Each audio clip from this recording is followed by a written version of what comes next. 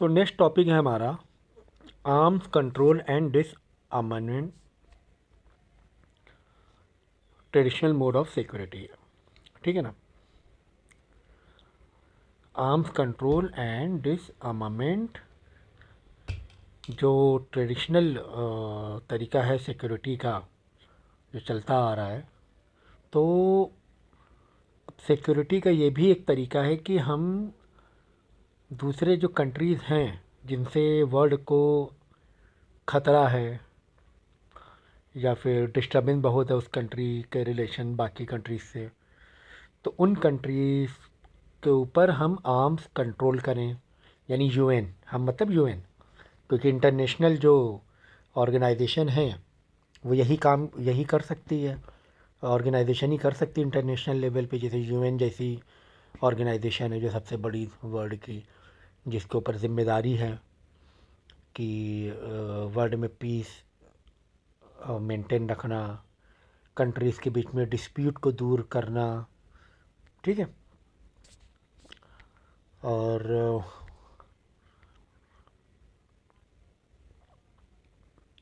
जो भी वॉर होने का डर है या वॉर को प्रोटेक्ट करना है कि वॉर नहीं होने देना है।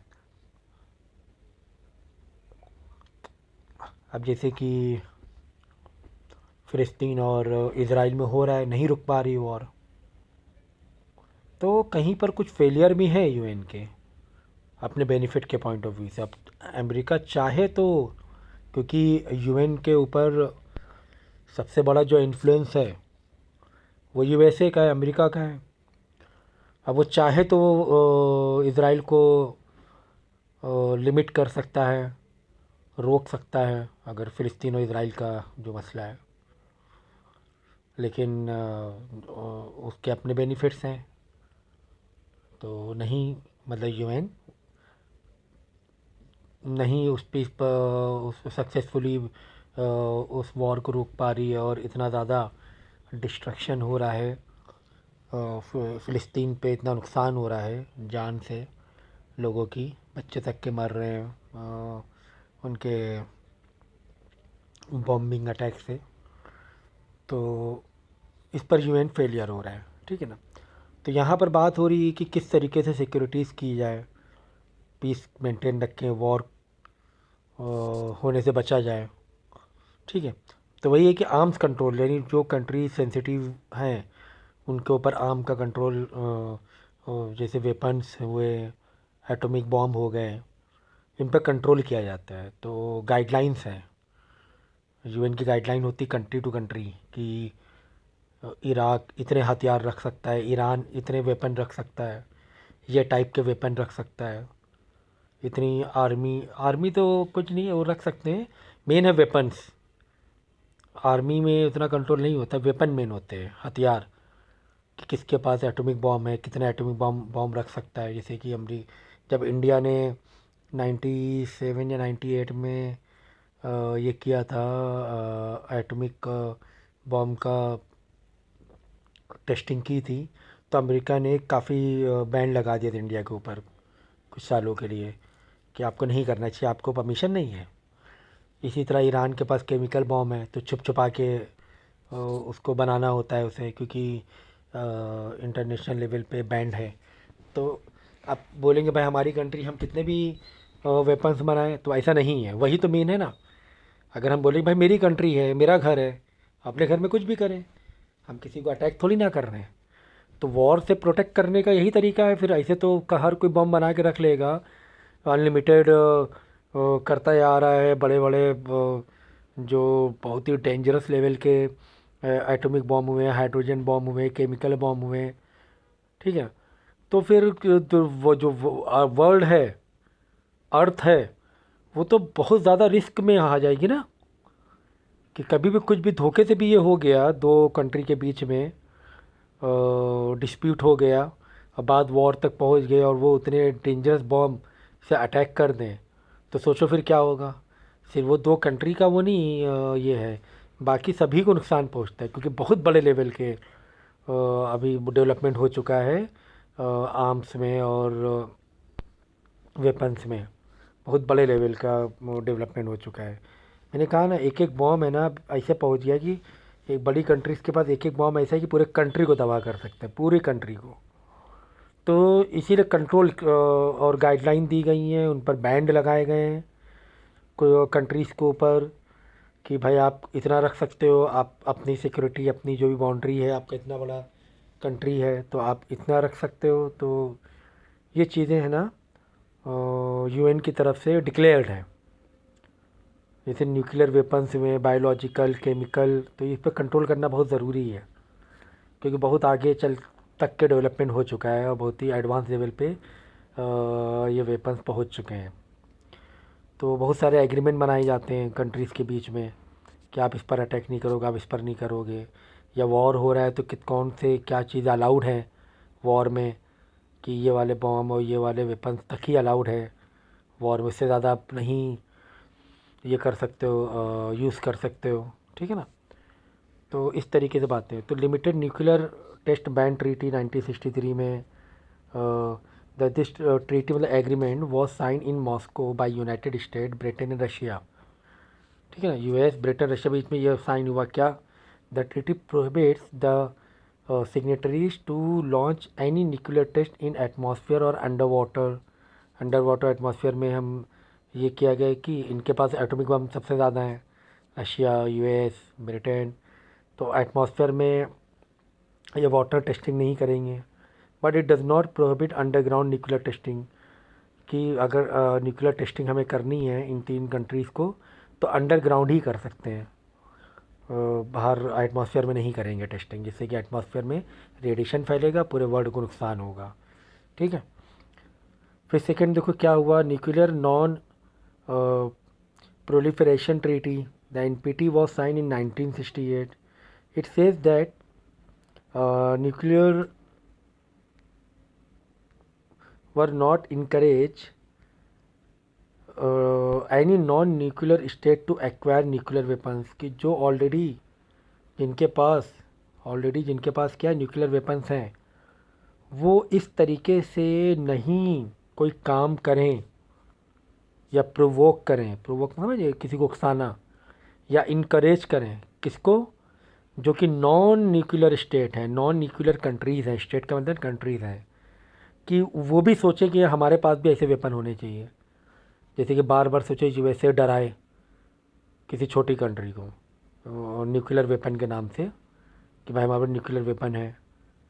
जैसे कि यूएसए डरा रहा है, समझो कि ईरान को डरा रहा है, या इराक को, या अफ़गानिस्तान, कि हमारे पास न्यूक्लियर है, न्यूक्लियर बम हम अगर ये कर देंगे, अटैक कर देंगे तो पूरी कंट्री ये हो जाएगी। और जो डराना कि अब वो भी क्या सोचे हमारे पास न्यूक्लियर बम आ जाए, हमारे पास भी क्या हो जाए, न्यूक्लियर बम आ जाए। वो इनकर एक तरीके से प्रोवोक किया तो वो इनकरेज हुआ ना उसकी हिम्मत।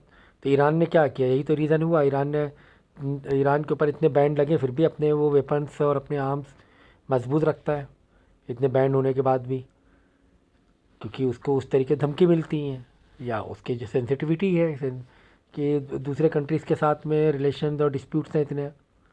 तो ये चीज़ें हैं। या इनकरेज ना करे, चलो हमने बनाया तुम भी बनाओ, बेचो, से वेपन बेचे भी जाते हैं ना। वेपन्स का तो बहुत बड़ा बिजनेस है वर्ल्ड में। फ्रांस से देखो कितने फाइटर प्लेन और बड़े बड़ी फैक्ट्रीज़ हैं और इंडस्ट्रीज़ हैं वेपन्स की फ्रांस में। तो पूरे वर्ल्ड में उसकी सप्लाई होती है, एक्सपोर्ट होते हैं उसके वेपन्स। तो ऐसे इनकरेज नहीं करना चाहिए। तो कुछ ही स्टेट को अलाउ था उस टाइम, अब तो कई कंट्रीज़ के पास वेपन्स आ गए हैं, चोरी छुप के बनाए उन्होंने। USA, Soviet union, Russia, Britain, France and China, इनको उस टाइम तक के परमिशन थी कि आप इनके पास इतने इतने बॉम्ब, नंबर ऑफ बॉम्ब भी हो सकते हैं न्यूक्लियर बॉम्ब। तो which had acquired nuclear weapon prior to January 1 1967 were declared nuclear weapon states, क्योंकि इनके उस ट्रेटी से पहले ही इनके पास इतने वेपन थे। The non nuclear state signing the treaty were obliged not to make और एक्वायर न्यूक्लियर वेपन्स, कि बनाओ मत और कहीं से खरीदो मत। Although they could make use of nuclear energy for peaceful purpose, कि न्यूक्लियर एनर्जी के लिए आप तो न्यूक्लियर जो भी वो टेक्नोलॉजी है, न्यूक्लियर इसकी एनर्जी की, वो तो आप ये कर सकते हो, यूज़ कर सकते हो। जैसे बड़े बड़े जो इलेक्ट्रिसिटी के प्लांट हैं, भाई न्यूक्लियर क्या होता है कि अगर अभी आप तो केमिस्ट्री में नहीं हो या फिज़िक्स में नहीं हो, होता है कि इससे हीट बहुत निकलती है। इसकी एक ऐसा रिएक्शन होता है, न्यूक्लियर रिएक्शन ऐसा होता है, इससे हीट बहुत तेज़ी से निकलती है, बहुत तेज़ी से चेन बनती है। तो उस हीट का इस्तेमाल हम लोग इलेक्ट्रिसिटी प्रोड्यूस करने में भी करते हैं। तो इस काम के लिए आप न्यूक्लियर टेस्टिंग या एनर्जी इसका यूज़ कर सकते हो आप, न्यूक्लियर टेक्नोलॉजी का, रिएक्शन का। अदरवाइज वेपन्स के लिए नहीं, तो उसके लिए तो अलाउ है पीसफुल पर्पस के लिए। So this treaty did not abolish nuclear weapons, rather it divided signatories into two categories: those who were allowed to pass nuclear weapons and those who could not produce or acquire such weapons। तो वही बात है ना, दो चीज़ें इसमें हैं क्या, कि कुछ को अलाउड है कि न्यूक्लियर अपने पास रखे, ठीक है, और कुछ को प्रोड्यूस नहीं करना है। मतलब दो चीज़ें मेन है, क्या आप रख सकते हो और आप नहीं रख सकते हो, ना ही किसी से ले सकते हो आप, ठीक है ना। So the treaty actually came into force on 5 March 1970. The treaty was valid for period of 25 years up to 1995। सो 1990 तक के अलाउ वो थी, वैलिडिटी थी उस एग्रीमेंट की। फिर 1995 में एनपीटी, दैट इज़ न्यूक्लियर की जो एग्रीमेंट है, review conference decided to extend the treaty indefinitely. इसको और फिर एक्सटेंड किया गया। The conference also agreed to conclude comprehensive test ban treaty by the end of 1996। फिर देखो थर्ड में, देखो बायोलॉजिकल वेपन्स का क्या है, ये तो उससे भी ज़्यादा डेंजर है सब। तो biological weapons convention and anti ballistic missile treaty in 1972, the major power agreed to convention on the prohibition of biological weapon. Biological weapon मतलब ऐसे वेपन होते हैं जैसे बीमारी फैल गई, समझ लो इस तरीके से, ठीक है ना। The biological weapon convention, that is BWC, came into force of 1975 and by the end of 2006 some 155 states had signed the convention। The first SALT agreement was signed in 1972, that is Strategic Arm Limitation Talks। It was treaty limiting the stockpiling of the anti-ballistic missile। ऐसा missile है बहुत ही advance level की, तो इस missile को भी limit किया गया by the United state and the Soviet union. तो ऐसे बहुत सारे है ना अपने, भाई हम चैप्टर क्या पढ़ रहे हैं, सिक्योरिटी। तो सिक्योरिटी कैसे होगी, पहले तो जो लोगों वेपन्स बनाते हैं यार उन पर कंट्रोल किया जाए। फिर देखो chemical weapons convection, chemical weapon जैसे बहुत सारी जहरीली गैस होती हैं, कि जहरीली गैस कब हम अटैक कर दिया किसी के ऊपर, तो समझो वहाँ पे जहरीली गैस से लोग उसी टाइम मर जाते हैं, सांस नहीं ले पाते। तो ये ऐसे केमिकल और भी है इसमें। The United States and Russia had agreed to reduce their chemical, उनके पास केमिकल वेपन भी थे, स्टॉक पैंडो की जितने केमिकल वेपन उनको और कम किया जाए। मतलब 1990 में एक ये हुआ, एग्रीमेंट हुआ। This pave this way for a long awaited chemical weapon convention। This convention was signed in 1993। It banned the production, stockpiling, stock भी नहीं रखना है, प्रोडक्शन भी नहीं करना, और यूजेज ऑफ केमिकल वेपन बहुत ही डेंजर होते हैं। It came into force of in 1997 and by the end of 2006 some 181 state had sign the convention. तो लगभग दुनिया के सारे कंट्रीज़ ने साइन कर दिया है। कुछ कंट्रीज़ हैं छोटे मोटे, उन्होंने साइन नहीं किया होगा। अब देखो fifth start 1 start 2, the USA and Russia signed, the USA and Russia signed the strategic arm reduction treaty, that is start 1। इसका फुल फॉर्म क्या है, strategic arms reduction treaty in Moscow in 1991। The president of the two countries agreed to reduce their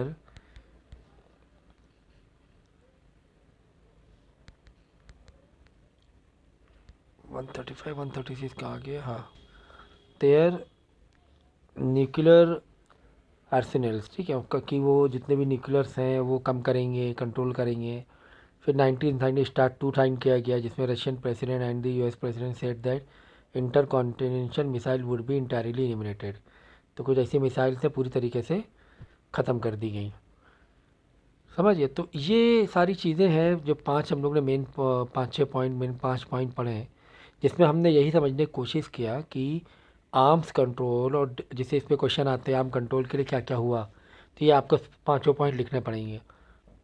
limited nuclear test ban treaty, nuclear non proliferation treaty, ठीक है ना, फिर biological weapon और anti ballistic missile control, chemical weapon banned ban लगाया गया। फिर start 1 start 2 ये agreements हुए 1991 में, 1993 में, ठीक है। तो ये एग्रीमेंट के थ्रू ये चीज़ें है ना रोकी गई, कंट्रोल की गई आर्म्स एक्सपेंशन में, ठीक है ना। अब देखो नेक्स्ट है पॉइंट हमारा, arms obstacle in path of डिसआर्मामेंट। There is no doubt that armed convention could improve the political situation by lessening political tension, but the history of an attempt of disarmament story of not much real success. तो यही बताया गया कि जो डिसआर्मामेंट मतलब रोका गया, जो लोगों को हथियार बनाने से हम रोकने की हमने कोशिश की, लेकिन वो कुछ हद तक के कामयाब हुई, लेकिन कुछ हद तक के फेल भी हुई, ऑब्स्टेकल हुई। क्योंकि भाई आपने कंट्री को बोला कि भाई आप ना बनाओ, वो कंट्री क्यों मानेगा, ठीक है ना। वो कंट्री के नियम तो बनाएंगे अपनी सेफ्टी के लिए। तो कुछ जगह काम किया, कुछ जगह रुकावट भी आई डिसआर्मामेंट के लिए। डिसआर्मामेंट मतलब वही हथियार को ख़त्म करना है, रोकना वेपन्स को। So both the small and the major nation viewed each other with considerable distrust. तो अब सही, ये तो कॉमन सेंस है ना कि हम कैसे भरोसा करें, है ना, कि छोटे कंट्री बड़ी कंट्री बीच में भरोसे कि भाई आपने, अमेरिका ने बोल दिया इंडिया को भाई आप न्यूक्लियर वेपन नहीं बनाएंगे, हम आपके साथ में, आप ना बनाइए, हमारे पास है न्यूक्लियर, आपके पास कोई ख़तरा आएगा तो हम सपोर्ट करेंगे, हमारे पास है, आपको ज़रूरत नहीं है बनाने की। तो हम कैसे भरोसा करें, कल को वही हम पर अटैक कर दे तो, है ना। तो ये चीज़, तो they naturally overestimate their adversary current military capability. So an international machinery to assess each other's stockpiles of nuclear arms is almost impossible to establish. This would be treated as a threat to nation sovereignty. तो यही हुआ कि भाई हम, कोई हमें रोक रहा है तो हमारी खुद की सॉवरेनिटी पर असर पड़ेगा ही नहीं पड़ेगा, कि हमारी खुद की अपना स्टैंड क्या है।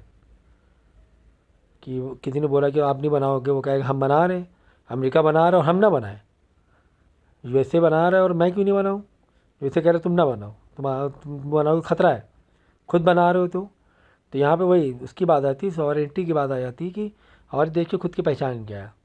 तो nuclear weapon it seems will continue to play their role because they possess unique properties. This globe power